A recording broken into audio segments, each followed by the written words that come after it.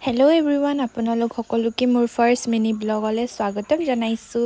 Cake বনোৱা mini blog বুলিয়ে ক'ব লাগিব। আৰু আজি মোৰ দিনত দুটাকৈ কেকৰ অৰ্ডাৰ আছিলে, সেইটোৱে ময়ো ভাবিলোঁ কি আপোনালোককো দেখাওঁ বুলি।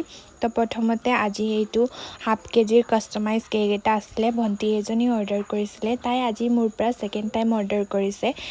কেকটো তাই কালিয়ে অৰ্ডাৰ কৰি থৈছিলে। আৰু ছেকেণ্ড কেকটো হৈছে এটা 1 কেজিৰ 2 টায়াৰ কেক, যিটো আমাৰ ঘৰৰ একদম ওচৰৰে বা এজনী অৰ্ডাৰ কৰিছিলে। তাই একো ডিজাইন কাষ্টমাইজ কৰা নাছিলে বাৰু, মোৰ মতে বনাব দিছিলে। মই নিজৰ মতে ধুনীয়া এটা কিউট জংগল থিম কেক এটা বনাই দিলোঁ। আৰু ছেকেণ্ড কেকটো আজি বনাইছোঁগৈ। আৰু এইটো আছিলে এটা কাষ্টমাইজ কেক, ভণ্টিজনী নিজে কাষ্টমাইজ কৰিছিলে। মোক ৰিফাৰেঞ্চ ফটো এটা পঠাই দিছিলে, মই তাৰপৰা চাই পিনি বনাইছিলোঁ। ফাৰ্ষ্ট কেকটো বাৰু মই কেনেকৈ বনালোঁ সেইটো আপোনালোকক দেখাব নোৱাৰিলোঁ, কাৰণ মই সেইটো কালি ৰাতিয়ে চব বনাই মেলি পিনি ফ্ৰিজত ছেট হ'বলৈ থৈ দিছিলোঁ। কিন্তু আজি টপাৰ্ছকেইটা লগালোঁ, আৰু তাৰপাছত এইটো টপাৰ্ছকেইটা লগাই কমপ্লিট হ'ল। আৰু তাৰপৰা মই দুটা কেকটোৰে আপোনালোকক ফাইনেল লুকটো দেখাম। তাৰপিছত আপোনালোকে কেনেকুৱা লাগিলে সেইটো কমেণ্ট কৰি জনাবলৈ নাপাহৰিব।